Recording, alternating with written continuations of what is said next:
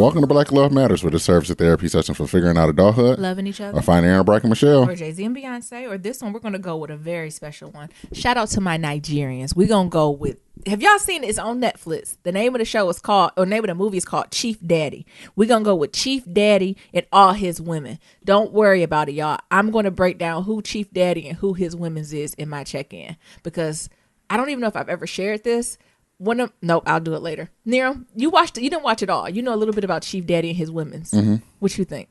Are they Black Love? Yeah, it's definitely Black Love. Who is you?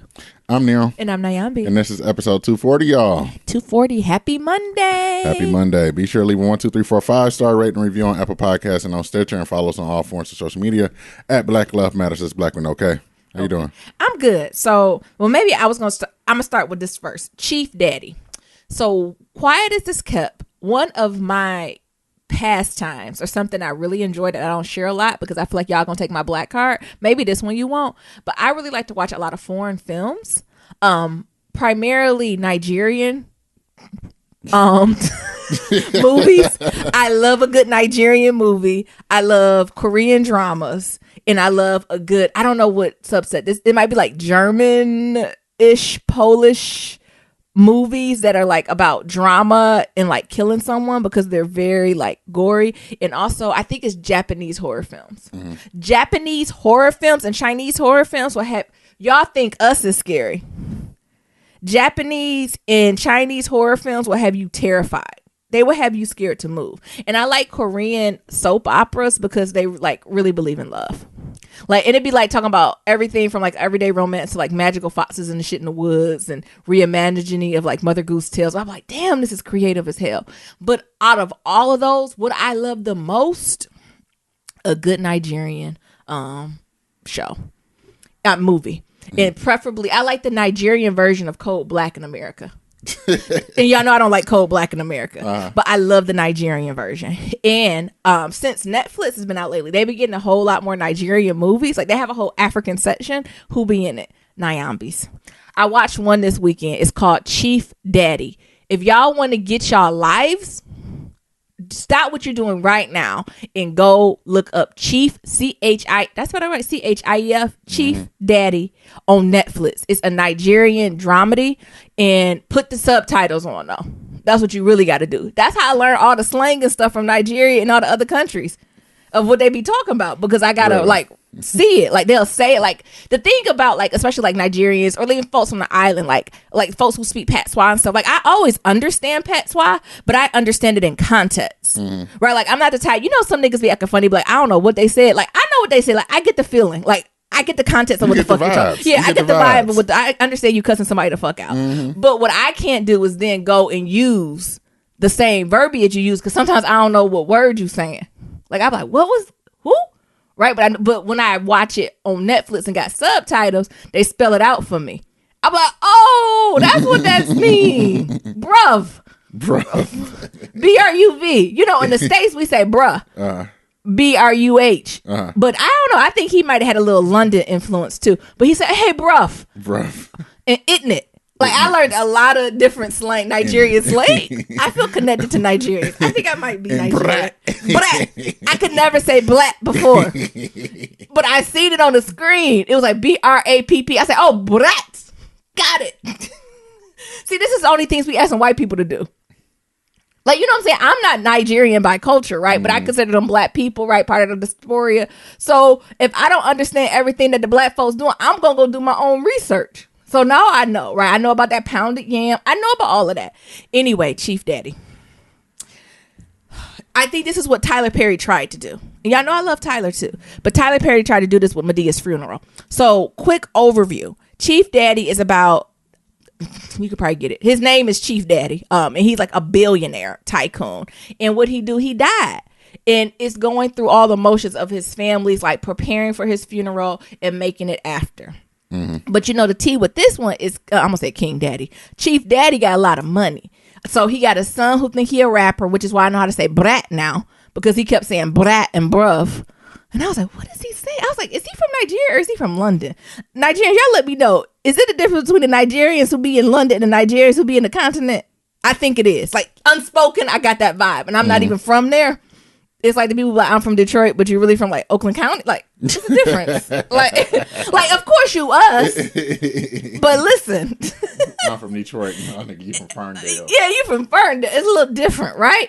All Detroit, all Nigerians, but growing up in London, right, and growing up on the continent, those two different Nigerian experiences. Mm-hmm. So I'm getting that vibe. But I don't want to give too much away because I really want you to watch it. But you basically have his wife, and you got what? How many mistresses? We can get this away because this gonna come out in the first 10 minutes. About 4-5 of them, different children. We talking about illegitimate children, and they got a word talking about ain't no such thing as illegitimate children. It's only illegitimate women? Parents. Yeah. Oh, women. Watch yourself, toxic masculinity. You nasty niggas. He King Daddy, or what's his name, Chief Daddy up there too. And it just talked about like getting along. And just, I was just there for the African culture. I was there for the looks. I was there for the head wraps. I was there for the mothers just being overdressed at noon. I was there for teeth sucks. That's the other thing. Or kiss his teeth. See, we say sucking teeth over in the States in Detroit. But I guess in Nigeria they say kiss his teeth. They be like this. Like it'll be whole scenes where they won't say nothing. They just like this. Everybody just kissing their teeth. And like looking and side-eyeing each other. It is great. And I just can't even, because I don't want to give it away. I really want y'all to watch Chief Daddy. But if y'all want to go down the Nigerian movie hole, I recommend Chief Daddy. After you do Chief Daddy, there's one called Wedding Party. And then I guess it's circled around life events. And then I think the other one is called 50. So the Wedding Party is about like two people getting married. You know that story, like one poor, one rich, families come together, all that good stuff. Then 50, that's a good one. It's about an older woman who be like living her life and shit, but she get pregnant by like this young boy because she turning 50, but also she about to have a baby and she navigating through that. So if y'all looking for Nigerian starter kits on Netflix, go ahead and do Chief Daddy first. Then you're going to do the Wedding Party. Then after that, you're going to do 50. But make sure you put on that closed captioning. It's going to completely change the experience for you. Because without the closed caption, like you said, you get what's going on in context. But with the closed caption, you be like, oh, it's hitting the fan. What you thought about the first 20? I'm trying to make my mom watch it. I was like, Mom, put on the closed captioning. It's definitely interesting. It's hilarious. Kind of remind me of my daddy's funeral. This is when I watched this, I was like, we all won. I just wanted to play Frankie Beverly and Maze in the background. We are one. It was definitely a representation of what I experienced last month. But Nigeria, and the thing is, he got money. Yeah, without the money. He had money, and niggas was still cutting crazy and loose and everything else. I think the most thing I appreciated from it is just everyone grieving process. Jesus, it's gonna be Annie's fainting. It's gonna be Annie's passing out. Oh my! What about the CPR? Y'all look at the scene when they tried to give him CPR. I said, Chief Daddy dead, honey, because whoever giving him that CPR ain't doing. Oh my right. God, that CPR was so crazy. What you thought was funny about it? Or what's your thoughts on it? Because I know you really don't watch not even just Nigeria. You don't watch a lot of foreign films. I watch a lot of foreign films though. It was hilarious. You can definitely see, we are one because we got a lot of similarities and that shit. Just the way he did the CPR, I was like, "What the hell is this?" Yeah. Just the actor. I need the Nigerian folks who did this to go ahead and get like with an Ava or Lena, right? Just to polish it a little bit because there's something about you can tell they connected to the culture. Mm-hmm. They just might not have the resources to be on 10, but like if we could compare, like get them together with like. I don't know if I'm gonna do Spike because Spike sometimes take that shit and be like, oh, I love it. Let's just keep it raw. Right. And you be like, Spike, wait, we got to edit this down. It is an appropriate way to do CPR. Like that's not a cultural. Mm-hmm. That's not a cultural thing. There is one universal way to do CPR. Spike be like, no, we gonna keep it. We gonna keep it. But I feel like Ava and Lena be like, yeah, no, we feel this. We like this Nigerian feel, but we just gonna give some more cameras to it. We're going to give y'all some golden light, right? We're going to go film in some beautiful parts of Nigeria, right? Type stuff. Because the plot was real. That's why I said it's very similar to, I think, what Tyler Perry tried to do. He missed the ball on it. But I think they actually hit there was times where I laughed out loud and was like, they are hilarious. Oh, you know what I was going to ask y'all about my American privilege ass? 911 ain't universal. Oh, I ain't never left the United States in my life. I felt so shamed. Look, and I done been out the country. But I kept saying to myself, I said, why don't they just call 911? I said, wait, is it 911 in Nigeria? The Nigerians got an equivalent to 911 because they talking about we going to call the doctor on his cell phone. On his cell phone. I turned to Soldier Boy. Cell phone. Cell phone. What if the doctor's shitting or in the surgery or what if he busy? So the doctors can't decline no calls. Right. They say, we're going to call the doctor. And then here comes this pitiful doctor. He just put the stethoscope and was like, he dead. Or what they say, he going to rest. Mm-hmm. I love how they just explain going to rest. He going to rest. It was great. Who was your favorite character? That driver. That chauffeur. That chauffeur. He was on 10. My favorite character was his sister. Oh. Who was done with all of them. When she was the one who was saying, yeah, them his kids. Them his kids. Look at them. Oh, the other thing that tripped me out. So, when they started speaking in Nigerian, I don't know if it was Nigerian. Whatever language they talking like in. the tribal talk. It might not be, but like that dialect. Like there's a certain dialect within Netflix ain't picking that up. Netflix, yeah. So I'm saying for folks who Nigerian, y'all might need to go over to Netflix and help them. Because it's like, it'd be English and then like speaks in foreign language and then be right back English. It's like, well, wait a minute. I want to know what that. I said, I put my caption on to know what they said. I want to know what that Spanglish is. Yeah, they did a little Spanglish. I don't know what the dialect in Nigeria is, but like that dialect mixed with something. And they said it clean. I said, they couldn't even ask them. No, it's like speaks in foreign language. Foreign language. I was like, wait a minute. I don't think Nigerian language that far removed to not be able to translate it. How you can get this assetted as English? I can barely pick this up, but you don't know what the hell they're saying in a foreign language. Actually, I should call my old braider from New England because she the one who really started me on it. Y'all remember I used to tell my story? I go get my hair braided and she be putting on them things, and I just started getting into it. And like I know from the music that come on, it's like do do do do do do. It start with them drums and congos and boop boop boop boop. Like I think it's called Ebony Life or something like that, and I love it. Anyway, other this weekend, y'all know Niram was gone. It was like a Mommy and Mabel day. And it was great. I really just enjoyed it. So what Mabel and I did, like I cleaned the whole house. Were you surprised about that, Niram? Yep. When Niram was gone, I was acting like I was in my 20s in my first apartment. Shout out to the ladies who doing that. It's a different vibe when you got your first apartment in your 20s. You be living your life like it's golden. You be lighting Palo Santo. You be lighting candles. You be taking extra time in the shower. You be eating your food. Was you enjoying yourself? I was. And Mabel, we was cuddling up. It was just a good time.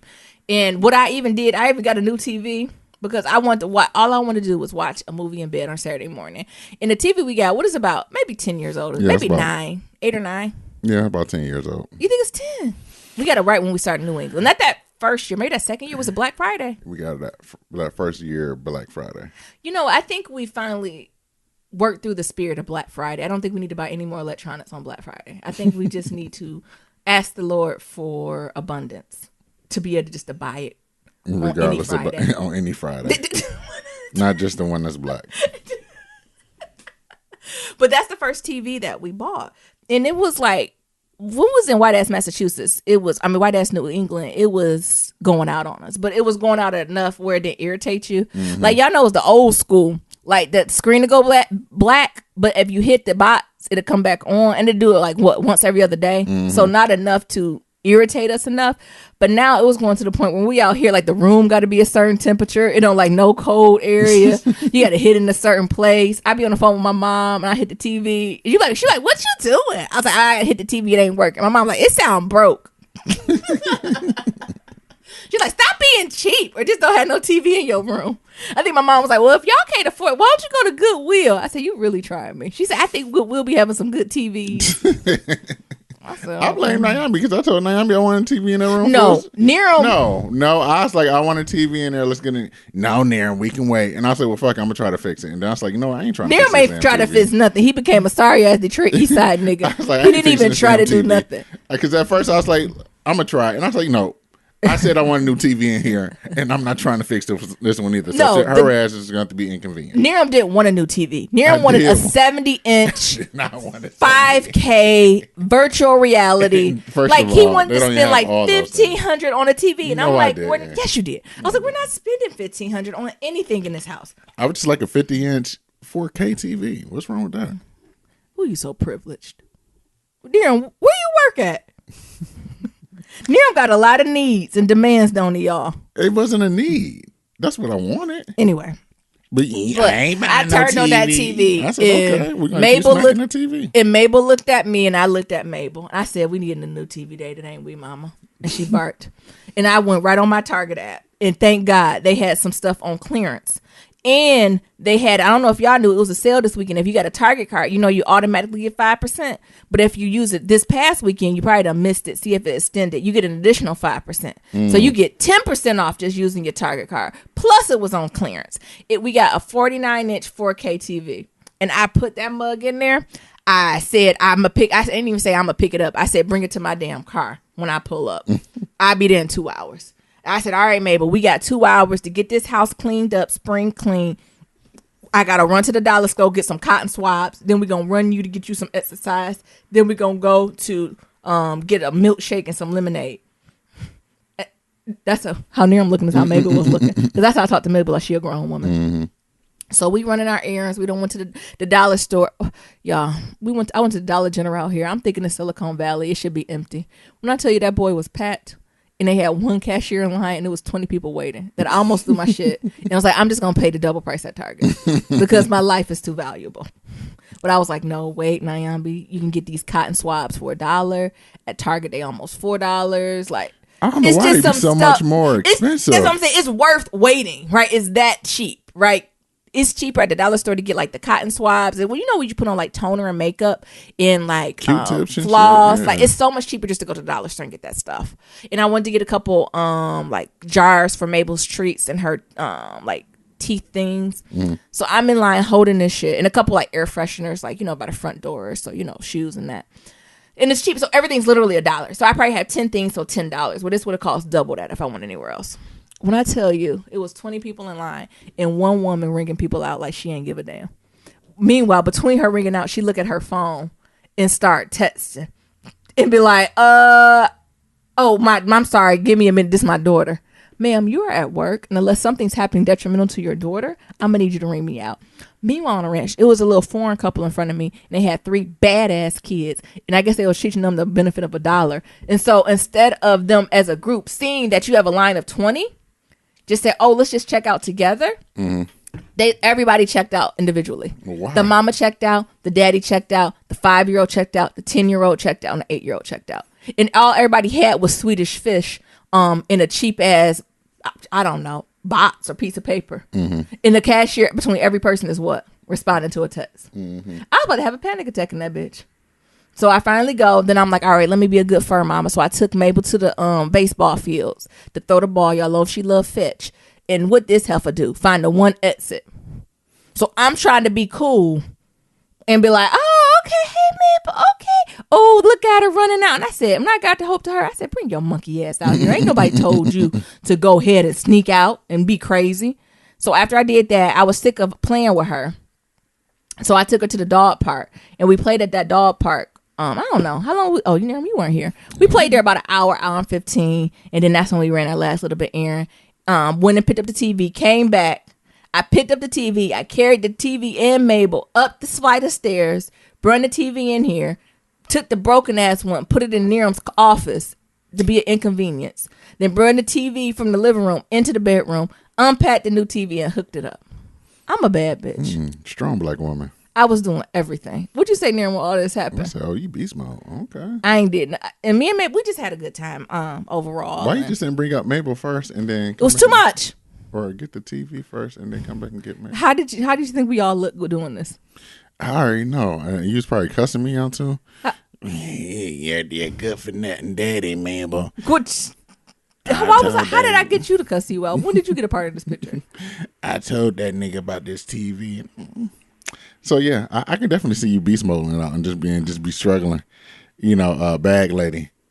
Bag lady, and I got my house super super clean. And then after that Sunday, yesterday it was just good. We went to church. Y'all know I'm heading out of town early next week. So Monday is be your last podcast you get this week, but we'll be back next week because I'll be on the East Coast. And we tried to see if we can make it work, but y'all know my schedule got me working like a Hebrew slave, and I don't want to give y'all no half mess. So I basically prepared for that Sunday. And Niram done went to the house of the Lord with me, y'all. Well, Niram be getting blessings low key. Niram just think about something he want, and the grand architect be like, "That's it." That's been the grand architect response to Niram. Would the Lord be looking would the Lord be telling me he'll see what he can do? What you mean, baby? I just go back and listen to Niram's last few check-ins. You know me, I'm like, the Lord made a way. I was in the 9th hour. And then the Lord stepped in, right? And I'm like, I just thought this idea. And then someone just emailed me. And I'm like, wow. I'm like, nigga, that's the Lord. How you don't see the connection? For me, I'm like, I was on my knees, Lord, and I was going to sacrifice. And then I'm just like, I just thought this thing and put it in my prayer journal. And oh my God, it just came to me. Prayer works in different ways for different people. And I'd be on my last. I'm like, Lord, I can't take no more. I'd be thinking about gospel hymnals, my Negro spirituals. I'd be crying and praying and crying. And the Lord be like, maybe. Meanwhile, I just do an affirmation or two in the mirror. You be like, this nigga and what? This nigga got on him. Look, I love you, Lord, but some of your children get on my nerves. But anyway, we went to church this week. Well, surprisingly, I always ask them every Sunday just to, because I believe you take you on the journey. You never know when folks be like, yeah, I do need to go. So Niram actually went to church with me, and it was nice. And the pastor spoke about a lot of things. Y'all know we on that kick where we're talking about Daniel and more so broader than Daniel. Like, how do you interject or how do you intersect your spiritual identity and your professional identity, and how does that look, and how do you do it, and what are examples of it? So that's kind of what we've been talking about the last few weeks. And not only in his ministry, right, but we also interview people who are in the congregation, right, and ask people like, what does this look like day to day for you, folks who've done it well, folks who haven't done it so well and doing better, all that stuff. And I think today was a word, right? I think today was kind of me. Especially working in Silicon Valley. I didn't know that. Y'all know only in Silicon Valley, only 3% of people go to church or have a standard like religion or spiritual practice. That surprised me with the spiritual practice, right? I thought religion would be low because organized, right? The techies are like, nah, because they already kind of nerds. I can see that, right? But I really thought more like spiritual practice would be more consistent. I don't know if yoga's called is considered a spiritual practice out here. Oh, yoga. Yeah, it depends, right? Some folks get real intense with yoga. Because, the colonizers definitely be doing yoga, but I don't know if they're doing all this stuff. Like the original folks who did, like the Indian people who really did yoga. Yeah, they just be that was a spiritual practice for the colonizers. The colonizers do it because they got a little tick in their back. Because they be sitting at the desk too long, so they be stretching, but they ain't doing none of that. Yeah, yoga is like a spiritual practice, right. Like grounding. None of the tenets, none of the meditation. Like peace and nothing. They just stretching. And selling yoga mats. White folks do it, don't they? Yeah. A colonizer would, not white folks, colonizers would take your shit and sell it. And have you wondering, what the hell? Yeah, because I would consider yoga a form of a spiritual practice. Like, even when I do my little piece of yoga, like, I take time to, like, show gratitude, appreciation. You give appreciation to, like, the universe and things around it. Like, you're supposed to think about gratitude and how you're supposed to make the world better. You see, no white women, when they go to yoga, they don't do that. Hell no. Oh my God. I couldn't even go into yoga. I'm like, are we going to give gratitude to the earth? No, them bitches be at Lululemon buying up $100 sweatpants. Child, I be giving gratitude to the earth. No, even, they ain't giving no damn gratitude to no damn earth. Because, me and Nia do our little Fight Master challenge. And that white, I think she's a woman who happens to be white, not a white woman. She always tell us to give gratitude and think about what we're going through and how appreciative and grateful we can be. Right? I thought that was a part of the practice. And your breathing and center and keeping your life in perspective. Child, I know the white women done did it like that. Yeah. But it basically was saying, how work is not an identity and how we get in these forms of when we idolize work and the idea that work would not scratch what your soul itches, right? So no matter how good you get at work, no matter how many promotions you get, how many raises, and he teased us. He'd be like, people come to me with like, well, let me try it, Pastor. Let me see if I can be the one that's different. let me see if work can speak to me different. But he just gave like examples of it, right? That you just can't idolize work or productivity or success. And especially out here in the Bay, that's something that's done. And he said he even gave wide perspectives of it, right? So if you think about comedians, like even the most well-paid comedians to the folks who are just started it, 9 times out of 10, they started their comedy out of pain. Yeah. Right. Very few are like, oh no, I just did it because I'm silly. Mm-hmm. Right. A lot of them did it because something was happening. They had no choice. They had no outlet, like connections to other things, or, a lot of times you hear about a lot of comedians committing suicide or having a lot of, like drugs use, or just not even just drugs, lack of control and indulgence. Right. So I think that that addictive type behavior, and that can be with anything, alcohol, drugs, food, that comes into it. And then a little bit, we start talking about the idea of vanity and really unpacking vanity. And that comes to be emptiness. Right. So appearing and like, looking good for somebody who you really don't like that, all that just ties to emptiness, and just the idea of having a good distance. Well, the pastor, he said a good gospel distance between what you do and who you are. And those are two different things. And I tell Niram all the time, that was the biggest lessons I've learned in the last few years. Like, I used to be so intertwined in the work I did, and I think it was important to be connected to it and have a passion, but now I have a clear boundary on the work that I do and who I am. And those, I think my personal values, my spiritual values are now influenced to the work I do, but all that can be taken away. And I won't flinch, right? If I had to go back to the box story, y'all know I'll have me some stories and I'll be complaining and moaning. That still has no input on who Nyambi is, right? Like, that has no range on who I am as a person, what that looks like. And it helps me even in my work now in Silicon Valley, right? Because I told Niram, because I think from outside looking in, they'd be like, dang, that pastor is getting on Silicon Valley folks. But it's true, right? So if you even think of why people came to the East, as he mentioned, right? So when folks first came to America, air quote, they came really for religious freedom, right? That's when people settled there, allegedly. But explicitly, when folks came to California, it wasn't to form a new religion. It was for the gold rush and to get what? Yeah, money. Get money. It's always been about getting money out here. And don't get me wrong, East Coast folks came for money too, but other things were a little bit more tied to it, a little bit more. It was like old English money, right? That's a little different. But this West Coast money, West Coast has always been about new money. It's new money. It's always been about new money over here. Well, I think East Coast is about that old. The money's, you ain't gonna create nothing new. They don't care about your new money. You go back, it's gonna be through slavery. It's gonna be they can trace it back to some bank in England and shit. Yeah.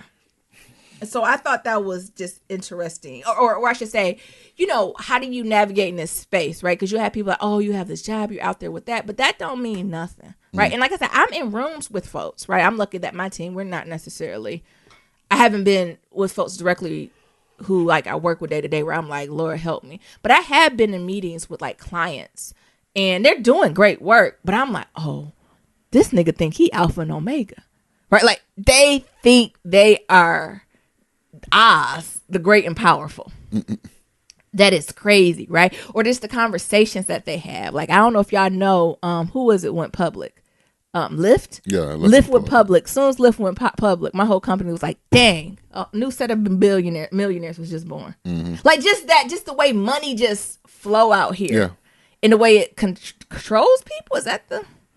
I don't want to make seem that money is a bad thing. I don't think money's a bad thing, but it shifts in perspective. A control thing, but I think that out here, a lot of people that's the aim, right? Is to and not just get rich, right? Whatever your perspective is rich, 10 times that out here. And that's what I didn't realize. I was like, oh, if I'm hit the million mark, okay, me and Niram are wived. No, that's not even enough. $1 million's not even enough out here. Child, what the pastor said, he was out there, he said, with his family, he said, I'm in my 50s, and we finally can afford for me to get a little golf pass. So I go to the little country club. What do you say? He go once a week, and he eat his little snacks, but he still got to pay for the food, right? And he said he picked up a golf lesson with, he said, some young guy. He looked real young. So he's having conversations with him. He said, oh, so who are you? He's like, so what do you like to do for fun? Because the pastor's I try not to relate to jobs, right? Because I know you don't know where folks are at. So he said, I just what do you do for fun? He was like, well, I'm trying to adjust to a new point in life. And the pastor's like, well, I'm pastor. So let me ask you, what are you talking about, son? Right? I'm calling you son because you can be my son. Right. And he was like, well, I'm trying to adjust to retirement life. And the pastor was like, what? Son, how old are you? What moisturizer? He was like, what did he say, 32? Yeah, 32. He said, I'm 32. He said, oh, son, and you said retirement? Or are you trying to pivot your career? The pastor trying to make it nice. He said he retired. He said he retired. He's like, oh. And what turns out was he created a nice tech startup. It got absorbed by someone. He got $500 million. He just retired the rest of his life. But even with all that, the pastor said he was miserable. He didn't know what to do. After he accomplished this goal, it was just vanity. It was empty, right? Nothing else. There was no other. He had no other identity except what was tied to creating this business, is getting this money. And he got the money. And he said, if you would talk to him, if you get half as much money you have now, but have fullness, what would you prefer? The fullness. Right? So it's just interesting. But it did. That's why I told you, I did a financial advisor, y'all. The way they look at money out here is, I don't know. When you were younger, when you thought you arrived, Nero? Financially. When I first make my first million, right? It was a couple things. First, it was buy a house. Yeah. And that ain't shit, because But anybody like, can buy a house now. but Really, y'all. When I bought a house, I was like, oh, Even if you got like a 400 credit score, give yourself a year and some cleanup, you can buy a house in a year. buy a house. Yeah. So, I was like, all right, house, then like first million, and then like so on and so forth, right? Like that's when I thought I'll really arrive, but like that $1 million range was. But here, you like $1 million not even enough. What? $1 million's not even enough. It's not enough, and it's just a different perspective to look like. Well, I'm sure we'll have an episode when we talk more about money, y'all. Especially when we find our financial advisor, we'll give y'all some tips and tricks too.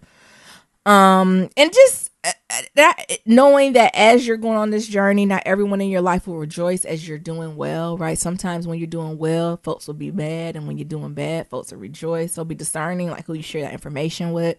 And then this idea of having work fulfillment. Like he said, I don't want y'all to think I don't want y'all to be happy at work. I don't want you to think you don't enjoy those things, right? But what he was saying, that should just be powered through your overflow with the other, right? Be it God, be it your grand architect, be your greater purpose. He just kept going back. You have to have a bigger purpose than 9 to 5 and cutting a check. And what is that? And you have to ground yourself in the other and not the money. And that was kind of his biggest thing. And then the idea of praying without ceasing and just being consistent and just saying the impacts of, doing this. So having a connection to your greater purpose, to your God, is you work better, right? Because you have that life in perspective. It's like what we talked about last week, planning in principle, but living in perspective, right? So even when stuff hit the fan at work, erase that, because that was just a plan. Because why? You got the grand perspective of who you are, what you're doing, and why you're doing it. And then also the impacts of person, and the idea of the sense of peace. Child, this kind of hit me because we was talking. This is the chapter where we were talking about Daniel and the lion's den. And we all know the story. It's something that stood out to me. What the pastor said, a very Americanized version of the Daniel and the lion's den, is that in the hero of that story, Daniel is the hero, right? But that's very American, right? Wow, you stood steadfast. You believed in what you're going to do. You was unwavering, Daniel, and you just killed it, right? Like, I ain't scared of no lions. They ain't coming. Unshaken, not breaking a sweat. Like, you a hero, right? But in actuality, the hero of that story is who? The Lord. God is the one who's the hero of that story. And that's not the second step we kind of take to say, oh, man, because of his grace and mercy, he's even in the situation to do that. Right. So that's just taking a different perspective, that everything that we do is greater than us. Right. That's that perspective. Am I what I do, or the subset of it? So if in that story we believe Daniel's the hero, that's going back to the work I do is more important. And I got a better vision than God or the grand architect or my greater purpose in navigating through that. And then the last piece I had is literally about peace, which I think stuck home with me. Right. Like, so by centering yourself outside of what you do and the greater purpose and God or grand architect, whatever you believe in, right, it creates a sense of peace, right? Because whatever's done is going to be done, right? Compared to when you're in it, you're spinning and worrying, right? So it's like that idea of being connected to God creates that sense of peace, right? And that's what you want. And also knowing that, I think I got to a place on my what really freed me on my spiritual journey is when I realized that my circumstances did not determine my peace. I'm not going to shout on a Monday. Don't hear shout on a Monday. But the idea of knowing that your circumstances does not determine the peace you have in your life is huge. Right? Because so many times we think, well, it depends where I'm at, or I'm going through this storm. What am I supposed to do? That has nothing with the peace you have. The peace you have is with your greater person, is with your God, with Jesus, right? So really just unpacking that. And when the pastor said that, I was like, boom. Like, those are the times where I was most peaceful. And I even have friends who be like, from the good and bad things that happened to me. So, y'all know I went through a rough patch a couple years ago. Some folks like, I don't know how you doing this. And me, I used to always like, child's the Lord, right? And it was, right? But now I'm a little bit more spiritually mature. But it was like, I didn't allow those circumstances to determine my peace. My peace is with my God, regardless of what happened on the outside, right? In this flesh world, I knew I was going to be okay in the next world moving forward, right? So it was just something of that analogy that the pastor used for that was back in the Midwest. Say if there's storms going, right? On golf courses, right? And if a storm comes, those the sirens go, right? They have little shelters you go into. You go into shelters. In those shelters, folks will be laughing, having a good time, slapping hands, right? But outside, it's storming, it's hailing, and it's going. But in that moment, right? you have a sense of peace no matter what's going on outside, right? And I like to relate that to life, right? Life could be swirling around you, right? But as long as you have that grounding in God and peace and know who you are, what you stand for, know what your next step's gonna be, nothing can shake that. Everything else, it doesn't make sense, right? Then if you go back to the Bible, that's the difference between Daniel and Darius, right? So Daniel was the one he literally with the lions. And was like, well, I'm cool, honey. If it happened, I'm going to the Lord. If it don't happen, I'm going to continue to spread his word. I'm good either way. So let's do it. Right? And the lions, I don't know what happened with the lions. They say, I ain't really fucking with this. I don't know what's going on. Right? But compared to Darius, who's in the castle, who's the king, who got people protecting him, everything he need, he worried. He said, what's going to happen? Right? And that's just the difference. And y'all know I'm talking too much. But you know, when the Lord be speaking to me, I just got to expand myself. I'm going to just hand Nero the check in. Nero, how you doing? I done did a whole preaching. All right, to submit your black love stories. I don't know. Go ahead. You know, y'all know when the Lord just tell me to speak, I gotta speak. I know. That's why you can go. You can go a whole hour by yourself. And just talk about what y'all don't understand what the Lord has done for me, and I just have to share it, right? And I can just let Naomi because go. if He did it for me, He'll do it for you. That's all I gotta do. Oh my God, if He did it for me. Mm-hmm. I feel like we just need Naomi to have her own segment. Like I'm gonna do that on Easter. Easter Sunday. Naomi's testimonies. I have to. I gotta share the good word, honey. To the way, which is the only way. Right. Amen. Come on. So more to be. I don't even know where to start. The beginning, go. Your boy Niram is a tough motherfucker. I'm never gonna be able to say the appropriate name for that. And I be at work and they be like, "Oh, so what's Niram doing?" I'm like, a tough mother. Like I have to like slow it down so I don't say a tough motherfucker. A tough motherfucker. I mean, although my job, like you can swear at my job, like they wouldn't be like, "Oh my God, blasphemy," but I'm like, you know what? This has a name. Words mean things. Let me do it. Tough motherfucker. Yeah. So yeah, it was an amazing experience. So Friday they flew me out to LA. I had the whole thing. I got flued out. Car service. Flued out, honey? I got flued out like I was an instant, like an IG thought. Now I see what the thoughts look like. I got flued out since I interviewed for that airline. Y'all remember that? Y'all remember I was a flight attendant. Look at the Lord was just setting up options. So I got flued out, got a limo ride to where I needed to be. Had dinner with the team. So I was like this ambassador, influencer for this program that helps you train for tough motherfuckers.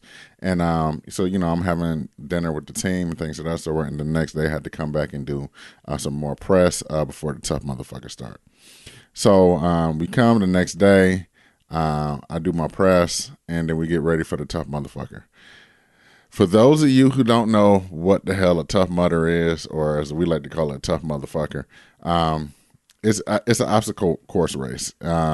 It's usually anywhere between 8 to 10 miles, and it has nothing but obstacles. So you'll run for a bit, and then next thing you know, you got to like run through a tube or like crawl through a tube that's like underwater. Then you run some more, and then like there's a wall that you got to like try to climb up there and things of that sort. The thing is, it's supposed to be more of like a team building event versus a actual race. Even though they do have like a competitive aspect to a competitive aspect to it as well, where you know, it's called Tough Motherfucker Championships.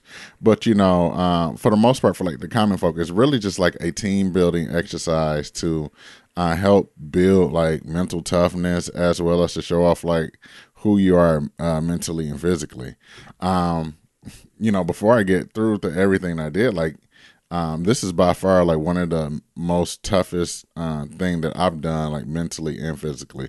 I'll say one of the toughest. Like it's definitely up there of like when I ran my first marathon, when I ran New York City Marathon, and then this. Like it's definitely one of those things that was up there. But it's just a completely different thing doing this. So first thing, there's a couple things I noticed. I'm gonna go through it. A whole bunch of white folks saying "woo." I'm sorry, y'all. Did I ruin "woo" for y'all? Naomi I just noticed. It's just a trend. Ruined "woo" for me because every white person I seen was "woo" this and "woo" that and "let's go, brother." And I said, "What the fuck?" You know, I be aware of that, honey. All that make me. And all whites who say "woo" ain't bad. Let's be clear, but about 70%. So, I think this was the 30%. I think they was just hopped up on like serotonin and adrenaline. Yeah, and caffeine and everything else. I think this was the group. So they But if y'all in the club and some white start saying woo, get the fuck out. It was crazy. So first we start off with gun goes off, and we start off with this climb that has to be about like 1,600 square feet. I mean, not square feet, like a 1,600 foot climb. That was like fucking crazy. At that point, I just wanted to be like, nah, fuck this shit. I'm done. But the team moment is like, nah, Niram, you got to finish it. You got to go. We got to go. So I'm thinking, all right, we get done with this one hill. We done. No. As we're going through the course, like one of the guys is like, oh, yeah, you know, I used to do motocross. And this is actually a motocross speedway. Because I was talking about like, I don't know what this is, but somebody told me to be careful of like, what they use for like different places for like these tough motherfuckers or like Spartan races and things of that sort. Because sometimes they use like farms or like old horse farms or cow farms, and you get hurt. You know that, but also you'll fall into like some cow shit or like horse shit. Oh, you could clean up shit. I'd be worried about like some nails or some leftover residual or something. And so this was like a motocross speedway. So motocross is like that crazy shit. What they be on the motorcycles and they like drive up the ramp and do like flips and shit. So those hills are already high as hell, and you add in like the extra shit they add on top of it. Did you wear cleats? How you get grip? I had some trail running shoes on. Oh, I didn't even know it was different. You hear me, cleats? I need to get better with this healthy lifestyle, y'all. We all need to do it. We all need to join Niram, and we got to get this weight off us. So we're going through the stuff. I'm with a team about 3 to 4 people, and they're really. Like one person that I was going with, he's like a 4-time tough motherfucker world champion. So I'm with him. I'm with a couple other like buff white dudes. That's like, hey man, hey bro, I think I'm just gonna do this with my shirt off. Sometimes they're my favorite white boys. I can't even lie. They kind of the Kevin type on This Is Us. Yeah, they kind of my favorite white boys bro. Sometimes. And like one of them had like these like real shorts on. Of course he did. His penis about to hang out. Yeah. Hey bro, I think I'm just gonna do this with my them crows. Shout out to Underfolks and Undergrad who pledged them crows. I'm a sucker for a crow. With my shirt off and these small shorts and my sunglasses. They is douchey. Hey, can you help me put this sunblock on? Oh my god. So I'm like, okay, meanwhile, I got on a shirt, I got on shorts, I got knee pads and shit on. Because I'm getting so much stuff from Amazon. I got knee pads and shit. Because from what I read online with the people, they're like, you need to, like, if this is your first time, you want to definitely get prepared because you're going to be doing a lot of crawling and shit like that and things of that sort. You need to get that together.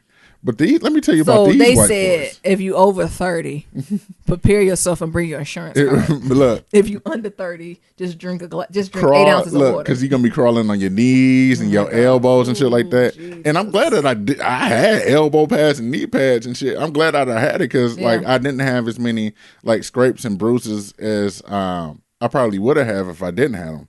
Because I was definitely mindful, like, I got knee pads. Like, Nigga, when's the last time you crawled anywhere? Shit, since I was a baby. I don't think I've crawled in like 10 years. And so let me tell you, I'm on the ground, like, crawling. These motherfuckers doing, like, this bear crawl where they're, like... on their stomach. Yeah. But like in their knee. But they're off the ground. And they planking. It's like a plank and a walk at the same time. So they just on the fingertips of they on their fingertips and their toes. Listen, Blats, when I tell you we got to get our strength up. And they just walking like that. Because stuff like this guns can't solve. They are literally on their fingertips and toes. I admire it. Under barbed wire. Oh. And it's like, oh yeah, let's do this, Nero. And then it's going to get my hair curled. So if you're a black girl, you got to wear a hat. You got to wear a scarf so it won't knot up your hair. Meanwhile, I'm on my knees and my elbows. Was you talking to the army Lord? Crawling. I cussed them out the whole way. So not the Lord. I've been asking for the forgiveness the whole time. So before we start, I was like, look, like my coping mechanism, like with real tough stuff, I'm gonna complain, but I'm still gonna do it. I'm like, man, I ain't gonna be able to do it. Meanwhile, I'm gonna be doing. You and Nia get on my nerves with that. Like, this suck. I'm not gonna do it. Both of them be like, I don't know, I ain't gonna make it. Knowing in my head, I'm like, you niggas gonna do it. Come on, both of them do that. So I told them, I said, and I might cuss y'all out. Yeah. Oh yeah. both of them going to be in very bad moods. I'm just used to it. People are like, Nyambi, you just be letting them say those things. So I that's cuss just them their white process. boy. I call it reparations because I cuss those white boys out. Mia and Niram get real nasty for about 4-5 when it comes to something they hours. frustrated about. They get real nasty. So it took about 4 or 5 hours to complete the whole 10-mile course. So we was going through some shit, and it was some fun stuff, but there was also some stuff I'm like, hell no, I'm not doing it. And we almost beefed out. Because it's because these bros. That's so, that Cancer Capricorn energy. Come on, Niram, you can do it. It's just a tube. I'm big as hell. So one of my things, I'm claustrophobic. I don't like to be in I ain't want to laugh at you at that. I probably would took a break in there. I wouldn't care how tight it was. I would took a nap in there. Ain't nobody else getting through. So it was one tube we had to crawl through, What and you I thought got. you was gonna get such. I don't know. You could have went through that tube. I didn't want to tell you at that moment, but I you could have went through that tube. I went in that tube, and I felt like the tube was closing in on me. Did you pull a Mabel and came back out? Yes, I did. It's like you're halfway, and I was like, no. We could cut this shit right now. You let a tube? Please, I would have went up the hills. I would have went through the tube. This is the thing. So that's the thing. And the thing is, there's certain parts of the course where there's no car access to, or no you have to walk back. No Jeep access, no nothing to it. So it was part of the hills where I was like, oh my God, I'm feeling I'm about to pass out, yada, yada, yada. Let me just get a medic or whatever. And you look down, but you can't go down. Ain't no one, because it's so damn steep, so you can only go up. Yeah, but that's the safest way. But still, if you hurt, it's hard. I would just lay on the hill like I was at the Calvary. And I was like, just take me now. Just take me now. Just lay at the hill. What they say, don't cease prayer. Daniel prayed 3 times a day. Now. You should have prayed 30 times. Take me now. But it was definitely a thing that when it was all said and done, did bring me close to those the white guys I was with. But it was a lot of I want to say toxic masculinity, because it wasn't that, but it was bro culture and a lot of testosterone. Testosterone and competing with me, right? Yeah. So it's it's just a tube, and I was like, look, dude, I'm claustrophobic. Are you? When I went through that damn tube. When I went through that tube, I was. What you thought was gonna happen? You thought it was on that tube. So the thing Charlie is, in the Charlie factory when that girl ate the blueberry, it was gonna explode. So here's the thing: I'm tired. We've been running. I ran over hills. I climbed up this tall ass. I'm gonna tell y'all what ladder. It is.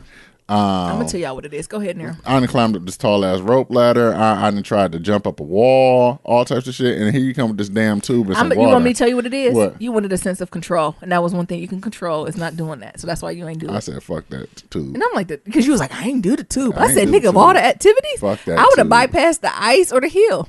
I jumped in the cold ass water. Or the monkey bar. I would have bypassed all that. But near I couldn't go through the tube. Nigga, what? The as monkey many bars, times as you went to Chuck E. Cheese. I let that shit go too. Yeah, the monkey bars. You got to have upper body strength. Yeah, and my body strength ain't built that way. I don't have no upper body strength. Black folks, we need to get our upper body strength together, because my bottom half heavy. If we get knocked over a ledge and all we got to do is pull ourselves up, we be safe. Most of our ass would be dead. Oh, I would already anticipate going to die. Most of us would be dead. Oh yeah, I wouldn't even go in with the hope of living. I would just be like, oh, I'm about to go die. So I think my goal for the rest of the year is to get one pull up, just a strict pull up. Well, who can do a pull up?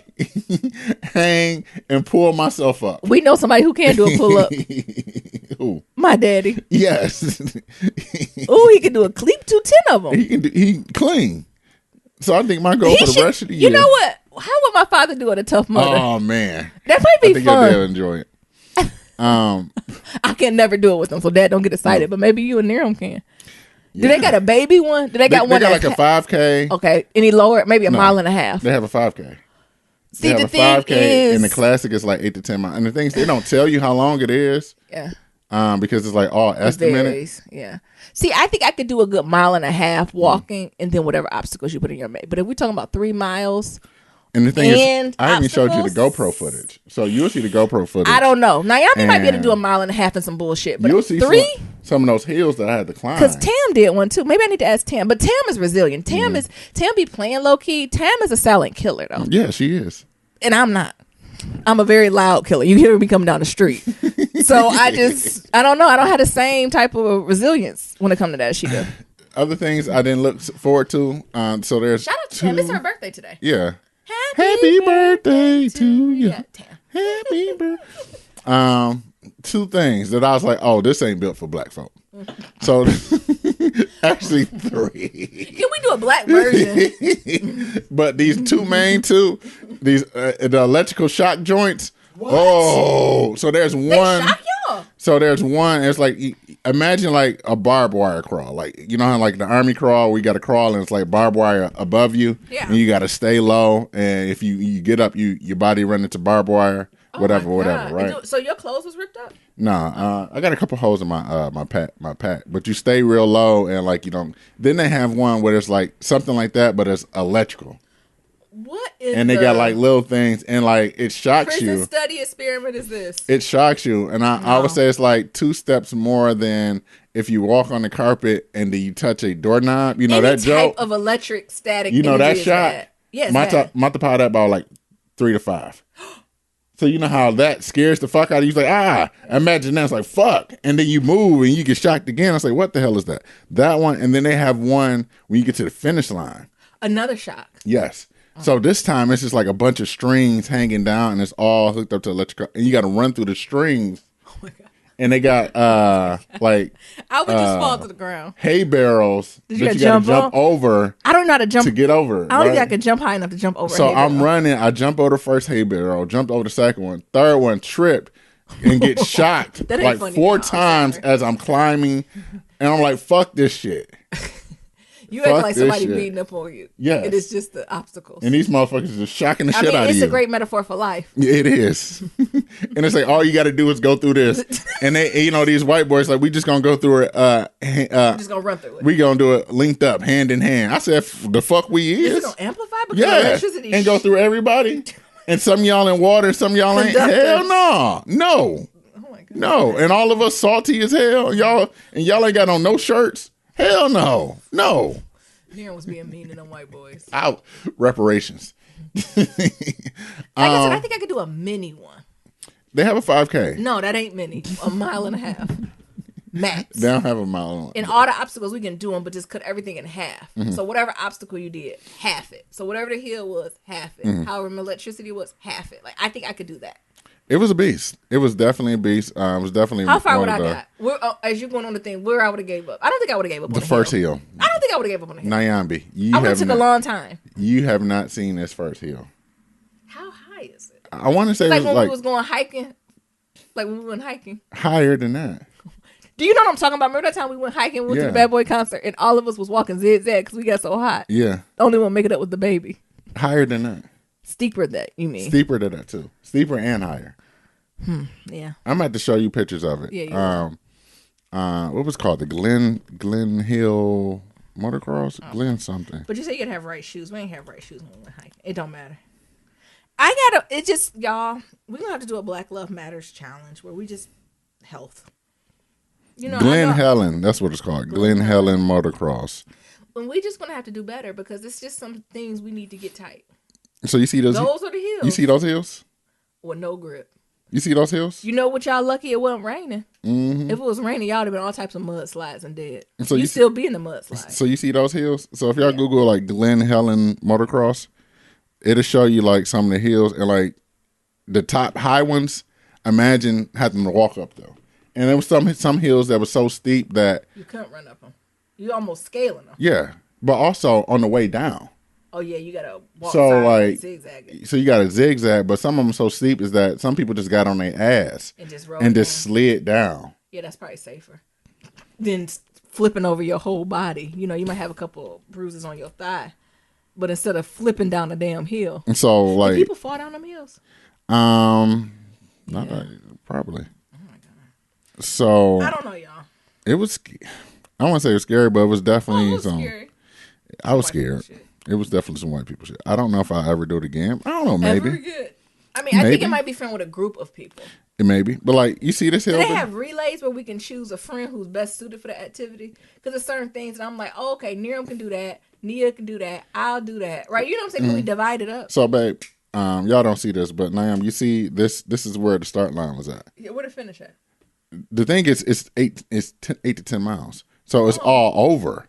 So the start, look at this. The start is here, and then we go all the way up here, and then there's a trail that went up here, Yeah. And went back around. You zigzag within a small area. And then sometimes you go down and then you go up and you go down. It was just crazy. Well, and then, y'all send us y'all stories if y'all ever did it. Yeah, it was definitely a beast though. It was definitely like one of those once in a lifetime things to do it, but it definitely showed me that as a black folk as a group, we definitely got to see what the hell the whites are doing, but we also got to build our upper body strength up. Yeah, I don't because even know there was what to do. definitely some instances in there. It's like, oh, if I was on the side of this cliff and I got to hold myself, I'm dead. I already told her I was just gonna die. I'm dead. I think I sacrificed the dying too quick. I'm like, oh, I'm dead. You just went straight to the savior. I'm dead because I know what's next, honey. And it's better than this. Just don't make it painful, Lord. Don't make it too painful. So that's the thing, and like I said, it's a motocross speedway, so it's a lot of like it's meant to be like hilly and shit like that because you know these the motocross guys be on like motorcycles and things of that. Yeah, but that's the thing. They on a motorcycle, you on a leg. Yeah, and you on your feet. Yeah. So, you know, it's definitely some people out there bigger than me out there. And I was like, definitely kudos to them. Because I don't think it's a big thing. It's a strength thing. It's a strength thing. You know, the other thing is that, you know, you can bypass some of the obstacles, right? Like you can, you still gotta walk like you can choose the obstacles you don't want to do, right? But I'm with these bros. Oh, wait, like, y'all was a crew together? Yes. Oh, fuck that. I would have been, I go in the bathroom. Don't wait. So, you know, I'm with these bros. Yeah. So they ain't gonna leave you. No. And they like, Niram, you gotta at least try each obstacle once. Niram with an attitude. And I'm like, listen I'm not here. Going through the Chuck E. Cheese tunnel. I know how my upper body strength is set up. Nah, bruh. I'd rather just go ahead and get in the water. Well, you can swim well. Go ahead, Niram. That ain't fair. Yeah, but I definitely sent them a text out that said like, hey man, like I appreciate y'all because I definitely gave them hell. Yeah, how did you? They pull your ass up on the hill. I'm over. Oh, so yeah. So some of those hills are so steep that you know I was like on 4 feet, you know, on 4 legs, right? What? So like on like my hand and foot. Oh, okay. So you know, it was definitely like ways that they did it, right? Like, all right, we're gonna link up and we're gonna do this like a train walking sideways. Or it's like it was some hills that were so damn steep. I'm like, I don't know. And they had like literally grabbed me by each side, like each arm, and it was a dude behind me, and like all pushing me at one time. And I was like, what the fuck? I couldn't be that vulnerable around right people.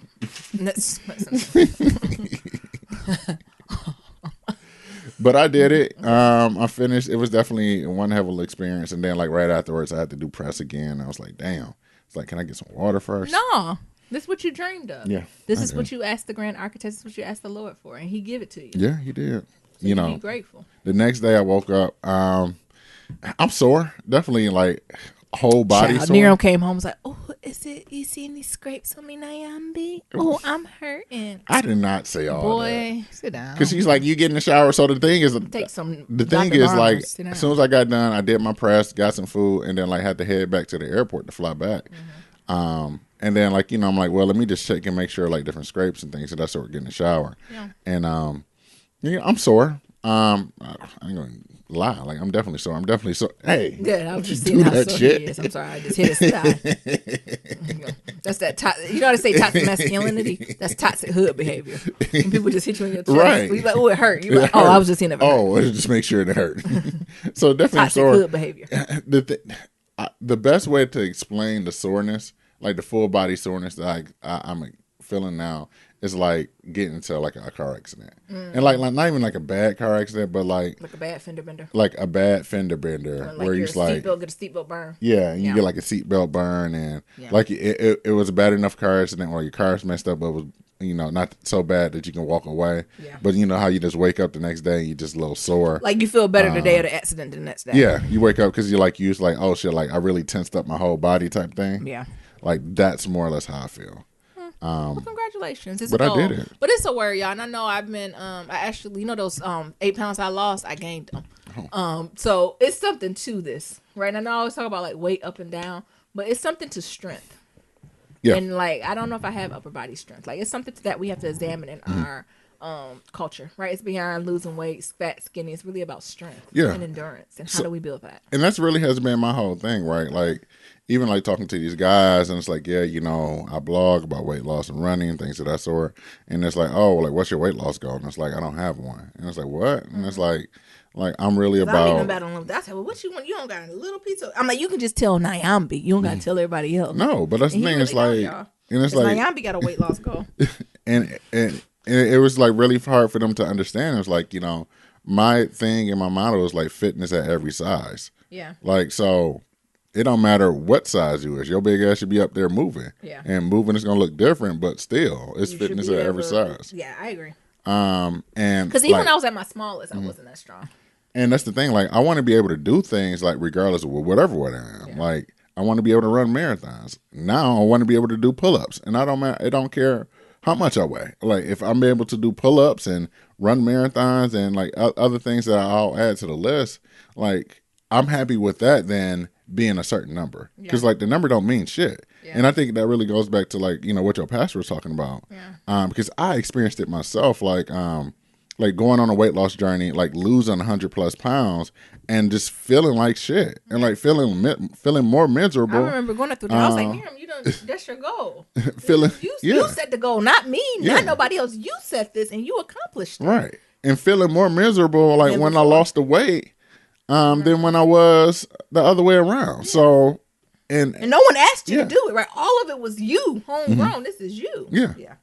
So, like, just going through that and, like, even that message, like, resonating to say that, like, I felt miserable, like, when you just put weight loss as the thing. Because, like, for a lot of us, we think, well, if we just lose so many pounds, like, life would get better. Don't get me wrong, your blood pressure go down. It is helpful. but the thing is, like, once that weight get down, like, those problems still going to be there. And those things that you had issues with, it's still going to be there, like with or without the weight. And like if your ass had low self-esteem, you still going to have low self-esteem, 100 pounds less. And it's going to come back. It's going to manifest this way. Yeah. Else. I agree.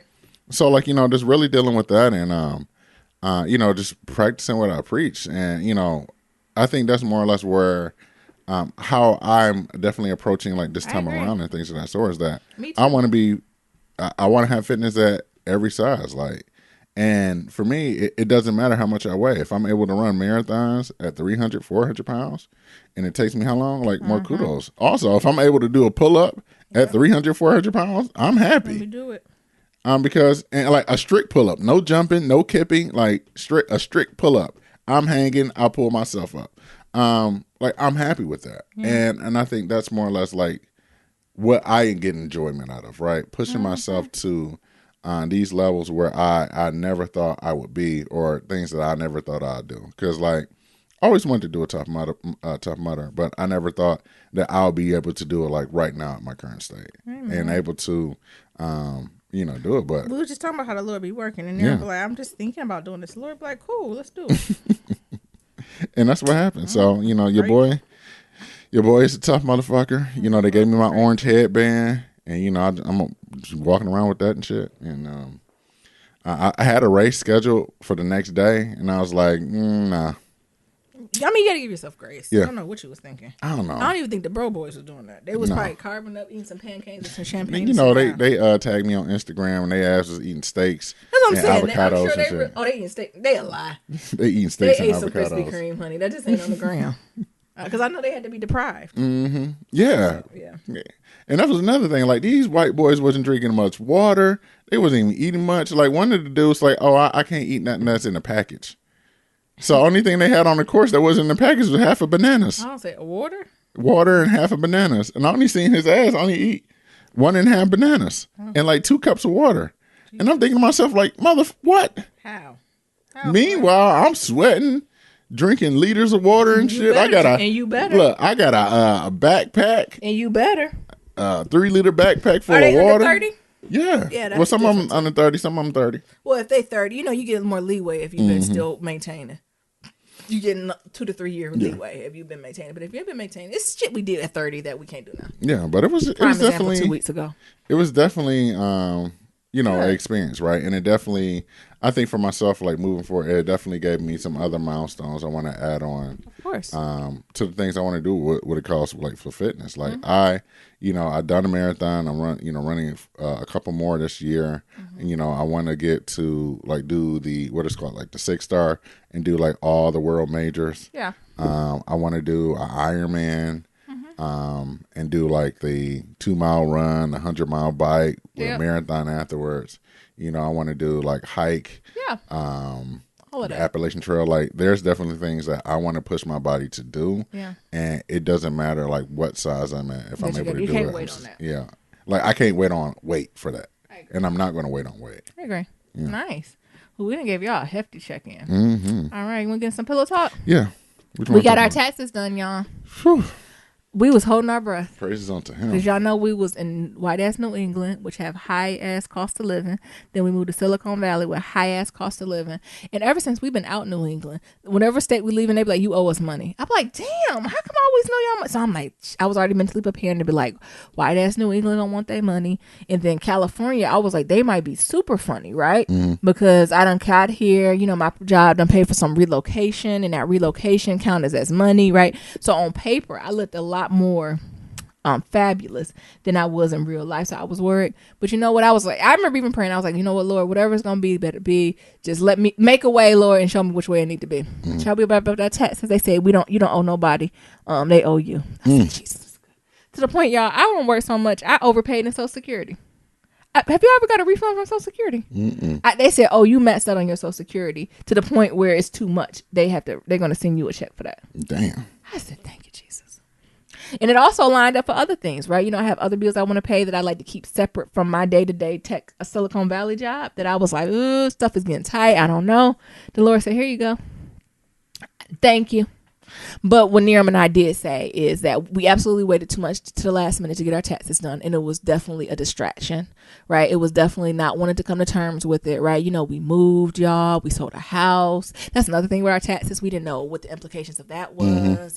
We didn't know if we were going to be itemized. Like, we had to go back through all of that, right? Yeah. And for all the folks who sold a house, it looks like your house, you have to get a gain benefit of over $250,000. That's the only beneficial thing that Trump did do. Mm-hmm. So when you usually buy a house and stuff, sometimes you can get hit hard if you don't go right back and then buy a house with that money. Yeah, because you only have, I think the previous law, you only had like one time to like get it waived. Yeah. Yeah. And Trump did save us a little on that, right? Because we about to get taxed up the ass for this since we didn't put that into a new house. Right. Right. But we didn't, because I think you have to have, I guess, actually, it probably ain't Trump. He looking at for his friends. Like, you have to be over $250,000 profit to do that, which is kind of a lot, right? For the majority of America to be like, I don't know who getting $250,000 except Silicon Valley on returns on houses like that now, right?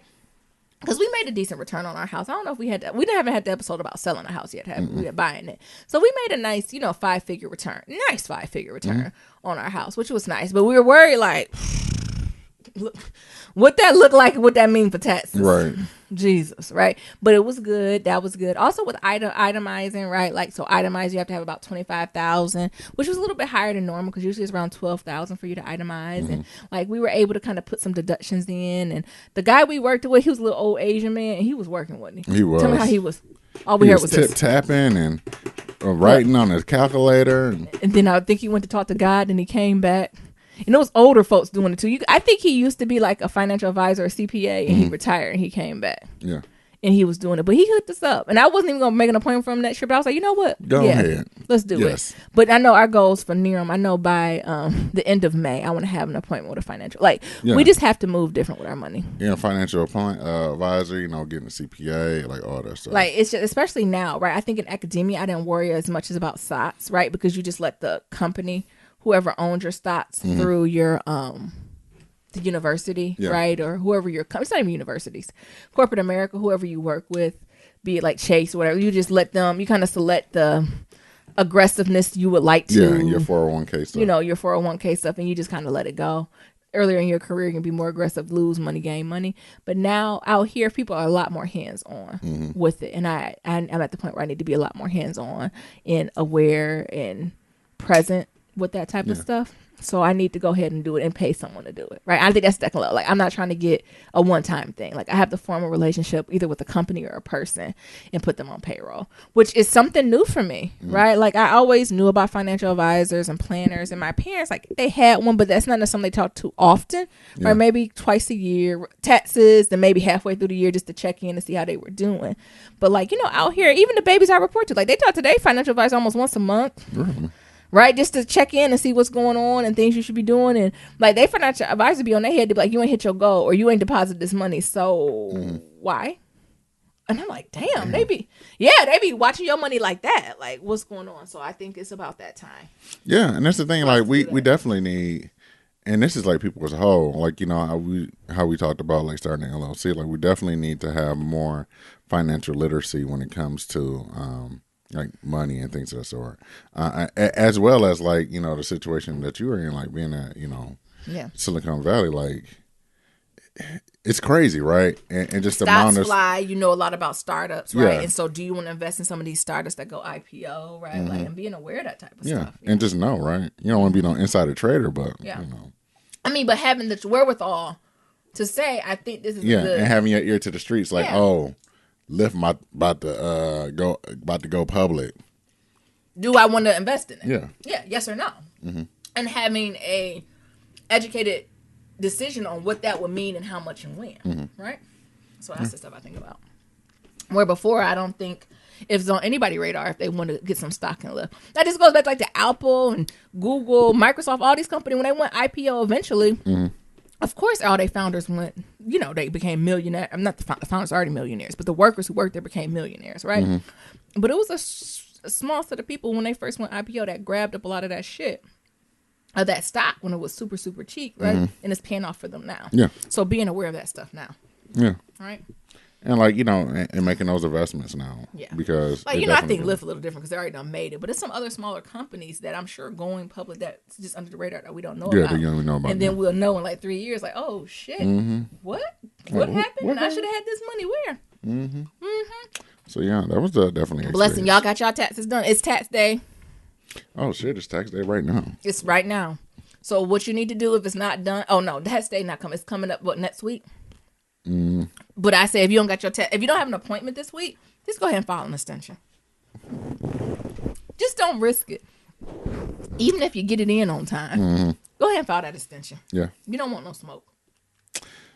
Nope, not with Trumpito. Nope. All right, you want the chai? The chai. I keep calling it the chai. I'm hopped up on caffeine. Oh, chai latte. Yes. Y'all seen the chai? It was triggering. Why was it I'll let Niram talk. The ending was triggering. Spoiler alert. There was a lot of things that happened in the shot on this first episode. First one we went through, damn, I don't even know niggas' names. Ooh, tell me who. Little black boy. No, the dude that went to jail. Like, Darius. Is his name Darius? I think his name. We're going to call him that. All right, we can call him Darius. Who was in the army who came back. Yeah, so, you know, they showed like more of his backstory on how he got to where he was at and things of that sort. And, it pissed me off. Why? We need to take better care of our vets. True. They took more care of him. How he just gonna come? And the man, he got discharged from the army, not for anything bad, but he had Rainier's disease, so where he get dizzy, vertigo, and ears ringing. Like, he should have had some type of transitional coordinator helping him. Yeah. And then I wanted to tell him, all right, bro, I know you want to be a cop, but what your ailments, I don't even know if that's the best profession for you. Right, vertigo and ears ringing and gunshots. I don't know if that's the... If you want to serve people, right, it's plenty of ways to do that. It's crazy, though. Like, I just think, like, it's crazy to see, like, these experiences of these people that spend, you know, 5, 10, how many years in war. 6 months. It don't matter. Yeah, it just whatever. They spend whatever in war. They come back, and they just, like, sometimes I be wondering, like, how the hell they even get home? They send their ass a Greyhound ticket and say, good luck. Child. And they just come home with a backpack with the clothes on their back. Yeah, and they suit. And like, what the fuck they supposed to do with that? No. Let me stop. Yep. So I just felt like, you know, that was one of those things. They set him up for failure. Yeah, they just set him up for failure. Yeah. It's almost like, what's the point? Like, you just, it's almost as worse as if you came out of jail. At least in jail, your ass get some training. For some of these dudes, like, you know, yeah, you getting trained, but for some of these dudes, like, only thing they know how to do is kill. How'd that be? What type of training this gonna be? I was just saying, like, even in seeing him in the episode, he's so physically strong but mentally weak. And I was like, but is that what the Army sets folks up to be? Depending on what level you're at, right? To break you down, to build you back up, to be a killing machine for the U.S. Sometimes they forget the build up part, and I can only imagine what it is for people of color in the Army. Yeah. All right. So maybe for the others, that's what they're getting, but for us, I don't know if that's necessarily what we getting. Right. All right. But I feel for him. Right, and he back on that shit, and like, I don't know, it's just a lot. Yeah. We're gonna talk about that little black chocolate boy who getting therapy now. Oh my God. How at 10? That's for white folks. Listen, you're only been alive for 10 years. How do you know what's for white people and what's not for white people? You know what's for white people. Did you see yourself in him, Nero? Yeah, because I had to go through therapy when my brother committed suicide. Yeah. At that age, and it definitely was like similarities. It's like sitting in this place and like not really want to talk to a random ass white person that you don't even know. Yeah. We got to get more black therapists, y'all. Mm-hmm. Or at least people will understand our experiences. Yeah. Can we talk about him and Pop's relationship and with that old boy? We're going to talk about school or just all of them as friends and with that old hood boy. Old hood booger wooger. We can talk about all his friends. Go ahead. J Papa is my nigga. I'm losing. J Papa getting on my nerves. I didn't realize his parents were pastors. Uh-huh. I think that's something they're integrating into this season. That's not what they mentioned last season. Really? So it sounds like so now the way J Papa's talking, I used to think he was married to like young, like he was the product of like young, maybe professionals, grad students or something like that, living in the hood, connecting. But now I get the tone that he got some old parents. Mm-hmm. They like real old, and like he was a mistake baby over too much communion. And the pastor is like, and the dad is like a pastor, and the mama the first lady, and they're like 20 years senior everybody else's mama. That's the vibe I'm getting. Yeah, I can definitely see that. But like even when the two friends was beefing, and it's like, oh, y'all ain't gonna apologize, or y'all can fight this out. Yeah. And he's like, no, I got these boxing gloves. That's old school. Y'all niggas gonna fight this shit out. That's old school. And also, the main episode was with the kids was when they were at the science fair. Yeah. And the old girl. She's kind of, I don't know her name. She's starting to be my favorite character. Because at first I was like, she's really intense. But I was like, I can get it. Mm-hmm. I love when she read Big Papa for Filth. What'd she say? She said, I know you're not being funny. See, well, hold on. How did she say it? I know you ain't being funny. How you going to be a big boy? I don't show no love for big girls. Such a hypocrite. Get your shit together. And I was like, look, slow clap. Because that's how some big boys be. Some big boys act like they don't even know what the big girls is. Well, look at Kodak Black. He talking about he want them translucent with his black head. Oh, he shouldn't even fix his mouth. Y'all know he on my ultimate shit list. He a gollywog. I don't even like to use that term with my people, but that is what he is. He's a gollywog personified. Not a gollywog personified. He is. What else we missing? Easy Eating got robbed. Easy E with that dead body. Easy E making money. Eating good. That nigga's eating good. What song is that? What? I don't know what the hell you talking about. That bitch is eating good. I think it's Outcast or something. Maybe I choose you, baby. What's it called? When they getting married. Oh, International Players Anthem. Where's your black card? It is somebody. I think it's under 3,000. Or Big Boy is like, and that bitch is eating good. Honey. Oh, okay. Yeah, sure. Y'all know what I'm talking about. No, but yes, y'all do. Who's listening to? Moving on. Ooh, but Easy E is eating good because some of them pose. Some of them, like the way he. I'm body positive. I'm really just teasing this nigga because I think he's a great actor. Let's be clear. But he had this hand on the hip, like you know when you be too full and you get big. Like he had to, like he couldn't breathe. Like. But talk about him. He done got his shit stolen. This nigga got robbed and got in his the hood. He's stealing food trucks. They stole his money and the food truck. They was dirty. I thought they was gonna take his money, but I was almost like, "Come on, my nigga." Even with him, he was wagering with him like, "This is how I make money. What are you doing?" Go ahead. No, you talk about it. You seen. And then he went back to the old boy who's super crazy and was like, "Oh, y'all ain't had to come up after me with my food truck." He said, "Nigga, ain't nobody want your cheap ass food truck. Your ice cream truck." I think he disrespected him. But he's like, "What? Y'all ain't sell my ice cream truck?" Because it turned out his daddy had the gun. And where his mama done went? Where the actress from Wire? She always running. She done dipped out. She always running like a bad mama. I thought the dude was gonna bring out some money in that box. What box? When he handed him the gun. Well, what? Didn't they sell that house? I was trying to sell. They the house? in there. Oh. They ain't had no money. I thought you He said back some money. Yeah, when he put that gun, I was like toxic masculinity. I don't know. Well, you need to be saved again. And then the girl was like, "Well, listen, bro, you have to get a job." And then that African lady right in Phil. She said, "Yeah, your food tastes good, but don't got no soul to it. You ain't got Tastes no like story. colonizer. Tastes like gentrified colonizer dishes." And she gave him this as a filthy monologue. I from Nigeria. I have reason, purpose. She is not her work, honey. She got a broader goal.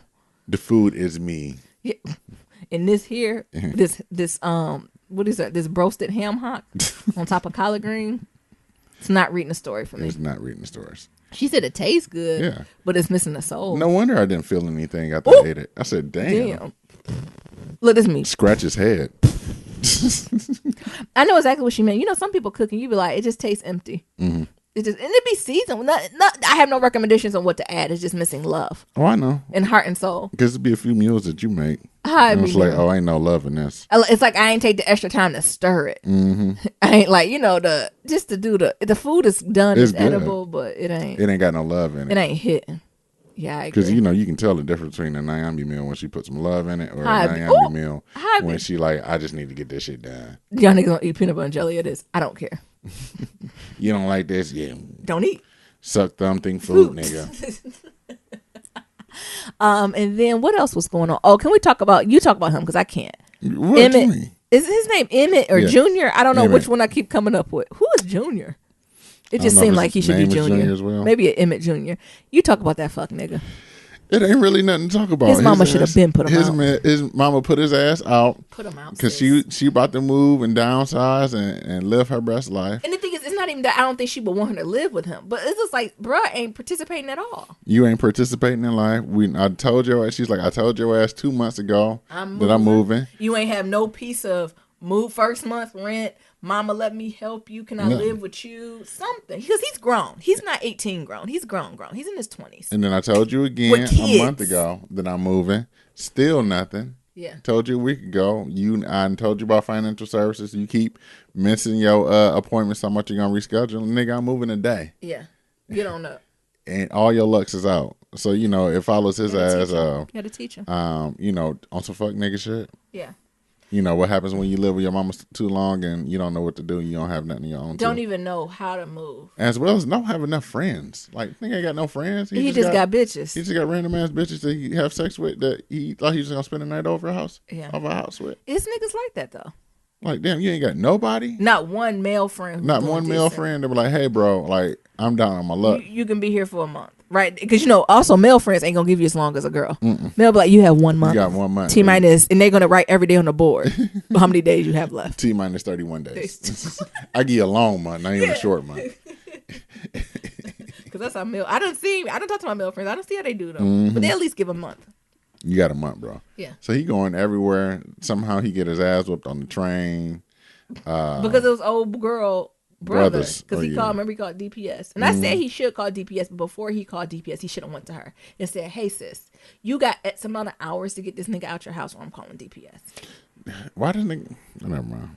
Like that's what I would have did. Because I know why. I already know the answer to what I. You already know the answer to everything. You know what I'm saying? Oh, nasty nigga then went to work and trying to wash up in the sink. What the owner? You about to wash up in the sink where I clean my chicken? You nasty nigga. Nasty. It looked like he was more worried about the chicken than the E. coli than him.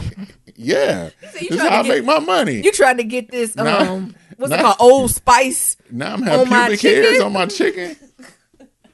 Fuck. Long ass pubic hairs because you ain't did no manscaping. Ain't did nothing. It did at the same night had a nerve try to go home with some girls who weren't trying to go home with him, honey. No, they were just trying to have. I was like, they go home. You can obviously see that they're not friends. Right. They're in a relationship and they just wanted to play with you, right, bruh. He's like, oh, let me get my stuff. We can head over to your house. They said, oh, we don't take boys home. What the pastor say? Boys take, men give. Mm-hmm. And he just what? Take. Mm-hmm. Boys take, men give. And he is a taker. So that was a very interesting episode. Can we talk about the last triggering part? Maybe we won't even go into detail. But something happens to the grandmother. I was extremely triggered by the scene. Mm-hmm. And I wanted to throw my shoe at the TV to be like, Lena, you play too damn much. Because at first I was like, oh, the episode decent. Right, I'm rocking with it. But that last, 90 seconds of the episode, I ain't going to get that away from y'all because it really impacted me. It impacted me. It left your mouth open wide? It left my mouth open wide. It disturbed me. It made me angry because I know it's life. And we've heard way too many stories about it. Yeah. And it pissed me off. it was triggering. I don't even know why I was triggered, right? Because all my grandparents are passed away, right? But like it was just, I don't know. What you thought about it? It was real life. Yeah. You know, while you was triggered, like, I don't know. Those experiences are lived experience that I've seen, watched, witnessed, that, you know, I wasn't necessarily triggered. It was like, this is art reflecting life or life reflecting art. Yeah. I agree. All right, and lastly, this is us finale. Okay. I'm gonna let you talk about more about it. That episode didn't really It didn't speak resonate to with me. you? No. I think the only thing it did was fast forward to the end where Mama Rebecca scared me. They did the makeup too much. She looked like she was already passed. I said, I think she already done with. I think she like an extra from Pet Cemetery. I said, what is going on here, Mama Rebecca? Like the makeup was way too.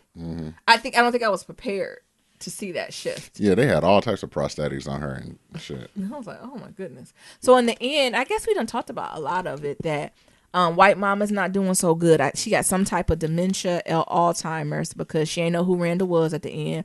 Also, I'm interested to see why Uncle Nicky was in the room looking healthy. Well, Uncle Nicky looking healthy. He was looking good. He was looking healthy to be in his 70s. Compared to what we see them 20 years What prior. I tell you about that education, that lack of education having you looking young. Uncle Nicky had a time where he was just watching TV and drinking alcohol, and after he stopped drinking that alcohol and started drinking water, his ass then bounced back. Now let us. Meanwhile, white mama been educated, working and put up with these kids. Probably even drink like that. She probably did it. And look where she at. Tell you that education ages you. So that was something new. Beth and Randall, they stayed together, which we told you they was, y'all. And also, I don't think the argument was big enough for a divorce, right? If that was going to get a divorce, it was something else going on they ain't say about. And also, I think the creators were like, no, Randall and Beth will not be getting married. We have filmed the last episode and they are still married. Relax, right? Also, so Beth done opened up this dance school, so that's what we seen in the season finale last year, and they done moved to Philly. Duh. But they also like cut down because like they're in a fucking 6-bedroom house. I'm sorry. Now you have to be in a 4. Help me. I'm poor. I don't have sympathy for that. But one of the things they emphasized, I don't know if you picked it up. Like they showed a shot of like her wedding ring, and like they showed it at the beginning of the episode, like her drinking coffee, and like you see like this big ass diamond on. Oh, did they? Yeah. So they showed like this big ass diamond on her finger, right? Yeah. And then at the end of the episode, when you fast forward to her being at the school, like you look, they did a shot on her ring. It was like briefly for like 2 or 3 seconds, but like that diamond was gone. Because I remember just looking at that diamond, like, damn, Beth got a big ass ring on her finger. Hell, like, I want one. And I was like, damn. And then you look at it, like she still got the ring, but like there's no diamond. She just had the band. Yeah. Interesting. Yeah. You think they done sold that ring? Or I mean, I think as you get as I get older, I'm getting gaudier. I think they sold it because they was really talking about like how they got to downsize to like sacrifice to make this happen. How they wouldn't make enough money, to do the dance studio, him and working, city council and things of that sort. And them children going to college. Yeah, that's true. Interesting. I like how you picked that up, Nero. Yeah, that was something that I picked up. Because at first I'm like, Jesus, I have never seen 2 niggas keep going back and forth about downsizing 3 bedrooms. Like. Downsize. Actually, these kids about to be out of here. You only need about 2 bedrooms. So downsize this bitch. And I think when they were looking at the house, like, did you pick up on the kids when that decided? Only one decided was Deja. Well, Deja always moving. She's like, as long as y'all take me with y'all, Deja was like, let me pass the pip dot. I got it. The other 2 girls looking like, what the fuck is going on? Especially the little one. The little one with the big eyes. Oh, Lord. It's some shit she never going to experience. They in Philly now, honey. Well, I think they're going to have an episode with that culture shock because them kids had to be grew up with white people. And I guarantee you they in the black school system. The blackish, whitest Pearsons in the hood. Oh, that's going to be deep. It is. And the only person that's going to be able to survive is Deja. God damn. Hope Deja punching them in the back or something. Getting them strong. So I enjoyed their resilience, and also I think it spoke for everybody sees them as the couple, or not even just them. I think there's a lot of folks be like, man, they're just all the good things, and I think it is. But I think it shows that marriage and relationships are hard work, and even the best of them have worst of times, and worst of times last. Sometimes you just have to be able to navigate through that. So I think it did bring some realism to Randall and Beth, where sometimes I don't know about y'all, but sometimes I roll my eyes when Randall and Beth come on that screen, and I be like, all right then. Then also in the end is Kate and Topes together. I don't know. Yeah, where's Kate? Where's Kate dead? Where was Kate? Why are we trying to keep Kate? I don't know where Kate is at. Where was Kate? Who is Kevin's baby mama? Kevin done had a child. I knew I wasn't gonna work with that black girl. And I was looking. Was that young Kevin playing Kevin's son? I don't know. It could be. Because it kind of seemed like because his black girlfriend foreshadowed like go have perfectly symmetrical white men. Because that's what he's gonna have. Yeah. It was so. It was good, and he had a nice house. He had, like I said, Kevin, like Niram said, Kevin had a nice house and then a white son, and it was great. I enjoyed it. Like I said, it was okay. To next season, but it didn't like move me. Yeah, it would have been more juicier if they let Beth and Randall end, like not end, but left it on the hanging. Like, which I don't know where the door at. Yeah. On that season of the. But that like, would have been more of a cliffhanger. But the cliffhanger of like fast forward and like White Mama sick. And I'm like, how old is White Mama? 100? Is that just the death we used to in black? Like, well, if your mama lived to a certain age, that's something, right? Like, because they was was talking about how Jack was like coming with the kids or something like that. So how old is Jack? I'm assuming it's at least 15 to 20 years in the future, at minimum, because everybody's looking old. I'm at minimum, because if Jack is driving, let's put him anywhere between 15 and 20, and that's a nice life, right? Right. To the point where the grandkids could have kids. So even Randall and them oldest daughters and them could have kids. And it looks like Kevin got a later start in their life because that son looked like 8 to 10. Right. But, males, y'all can do that. I'm sure, what's his name didn't have his first kid till he was in his 40s, 50s. Interesting. True that. But I thought it was nice. All right, Niram, you going to go ahead and close us out. Oh, we're going to miss y'all. So Wednesday and Friday we won't be here because I'm out of town, but we'll be right back with y'all next Monday. All righty. As always, to submit your Black Love Matters, go to blacklovematters.com. Black Love Story.